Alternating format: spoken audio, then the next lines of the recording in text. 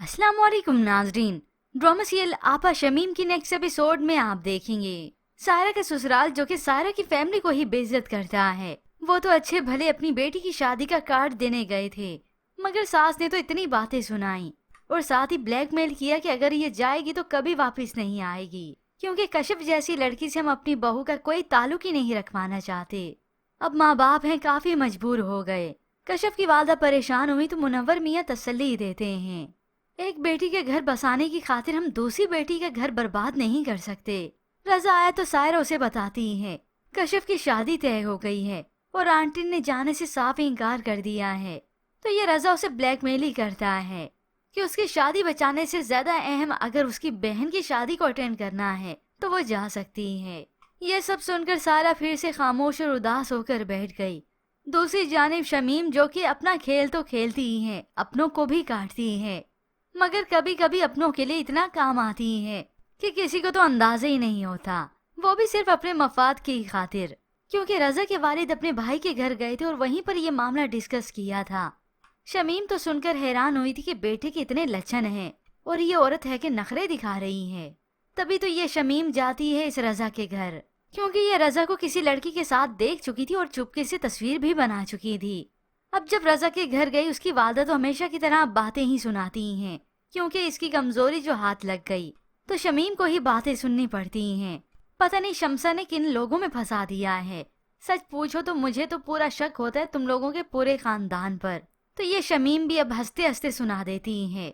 वैसे मेरी भी बिल्कुल आप लोगों के बारे में ऐसी ही राय है। असल में मैं नहीं चाहती शमीम कि ऐसी लड़की से ताल्लुक रखा जाए जिसकी आशिकी की चर्चे तो सारे जमाने भर में मशहूर हैं। तो वो मुंह पे ही सुना देती हैं, आप लड़कियों को क्या कहेंगी? आजकल तो शादीशुदा मर्द अपनी बीवियों से चुपके से बाहर अफेयर चलाते हैं और अब वो सब कुछ हकीकत बता ही देती हैं।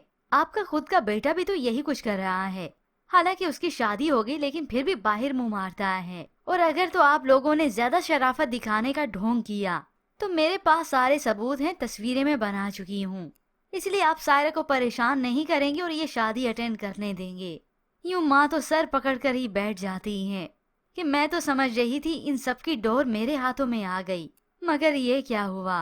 अब रजा आया तो माँ तो सुना देती ही है, शमीम ने तुम्हें किसी लड़की के साथ देख लिया है, ना सिर्फ देखा है बल्कि उसके साथ तुम्हारी तस्वीरें भी ले ली। ये सुनकर तो रजा भी परेशान हो गया और अब माँ जो कहेगी इस रजा को तो करना पड़ेगा। देखो तुम सायरा को इजाजत दो, उसे हमें भेजना होगा, वरना अगर बात निकल गई उसने तस्वीरें दिखा दी तो तुम और हम कहीं मुंह दिखाने के लायक नहीं रहेंगे। यूं ही फिर होप्स हो इस सायरा को इजाजत मिल ही जाएगी और इस सास का रवैया उससे थोड़ा सा बेहतर हो ही जाएगा। जबकि दूसरी जानिब ये शमीम अपनी बहन को उसका कमरा खाली करने को कह देती है।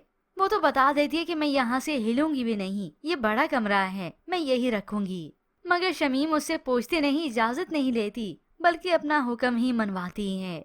अब ये तो इस नसीम को ही समझदारी रखनी चाहिए, जिस मायके में उसकी अपनी मर्जी नहीं चलती तो वो ससुराल में अपने शोहर को इतने नखरे दिखाती है कि उसकी कोई हद नहीं। कशिफ तो वहाँ पर मायों भी बैठ चुकी हैं। वालिद को खाने के लिए देती है तो वहीं अपने दुखड़े रोने बैठ गई, क्योंकि उसे सिर्फ और सिर्फ अपने वालिद की ही परवाह है। ये बगैर परवाह किए कि उसकी जिंदगी अब क्या से क्या हो जाएगी।